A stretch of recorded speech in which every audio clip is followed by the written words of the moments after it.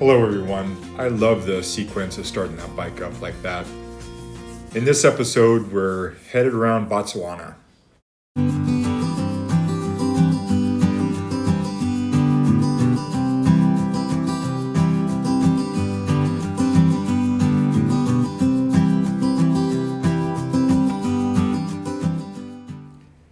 Thank you so much, everyone. You really have made things possible that would have otherwise been impossible. So thank you so much. So I'm leaving my lovely camp next to the Chobe River, and I'm headed south and then west through Botswana. Everyone that worked here was so cool, so friendly and nice.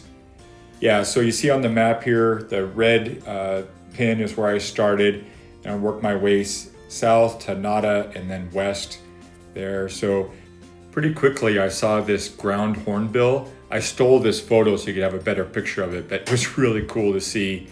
And then baboons everywhere all over the road. I was having to honk at them and stuff. Yeah, there were lots and lots of baboons.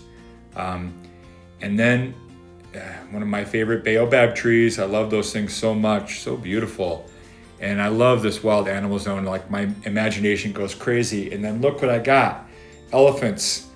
And there's a little one over there to the far left, and then the larger herd here in the center. Really cool. I actually saw elephants at the end of my day today, but I didn't have my GoPro plugged in properly, so I missed it. I'm so bummed because they were awesome. So this is a bunch of farmland. Huge swath of farmland. It's really wild. And then I stopped for breakfast at this grocery store. Look at the grain elevators to the right there. Very agricultural town, super friendly, really nice. The grocery store was ultra modern, and I picked out some yogurt and some sardines for breakfast. And it was great.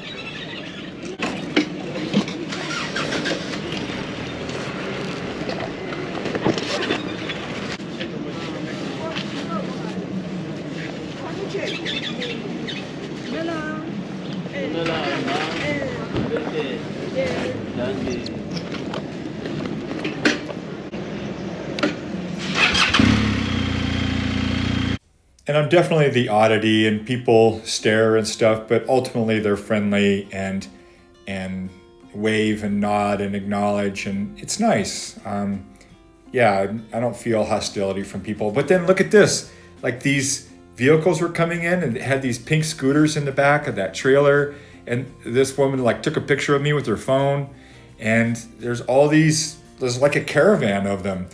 So I actually looked up the company name. Look at those trees, super cool. And sent them an email to see if I could get that photograph that woman took with her phone. More baboons. We'll see what they say. Look at this rest area. Like this tarmac to get into it, 2 picnic tables, like really nice. And here's another one. But they all have signs saying this is a wildlife area, basically eat at your own risk. So this was another place for the foot and mouth disease. And I had to go in and clean my tires, but I forgot about my boots. So I had to make a U-turn and go back and stomp my boots on the little pad there. And I just felt silly because I had totally forgotten. I wasn't expecting it in the middle of the country. I already did it at the border, but I guess they're being super careful, and I don't blame them. So there's clean the boots, back to the bike, and now I'm gonna wash the tires again, get real clean, but I can get on the road now and be all compliant.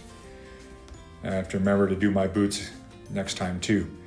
All right, so back on the road, beautiful tree. Look how beautiful that is, the bird nests and everything in there. And then, there's lots of termite mounds, and there's an outhouse there for reference. And there were some huge ones. I should have stopped and taken a picture beside one. But I had a long ride today, and I didn't feel like stopping.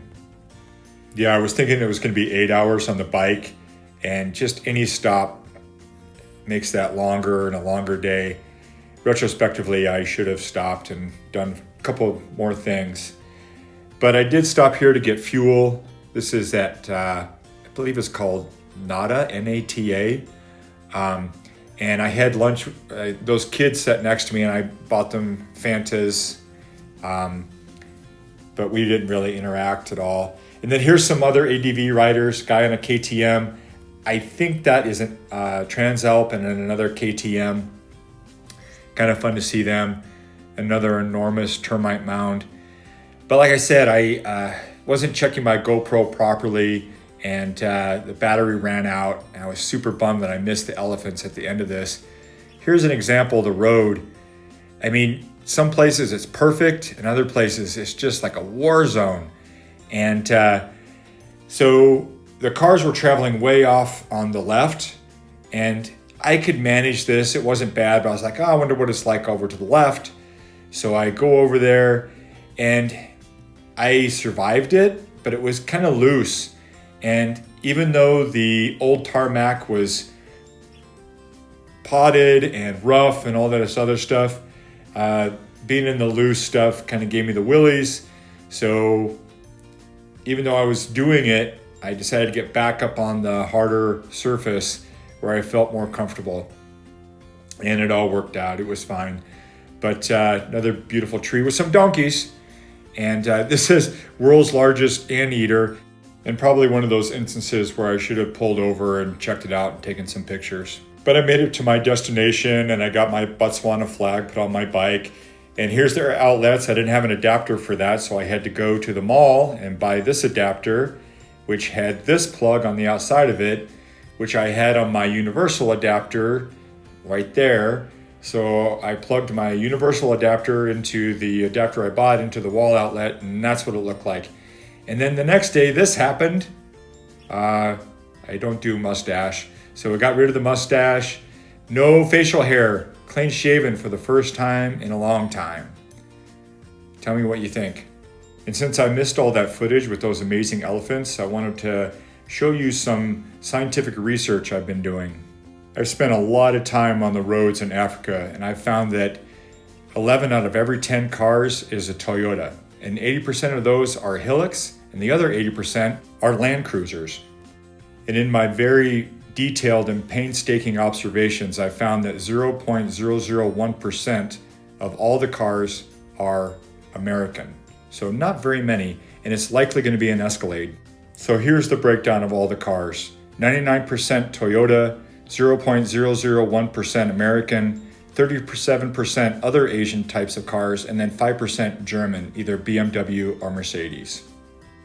I hope you enjoyed my scientific research and really good math about the cars I've observed in Africa. Thank you so much for watching. Thank you so much for donating. I really appreciate you as always. And please check out Tim Collins' channel. He's really a great guy and does fantastic content. And peace and love to you all.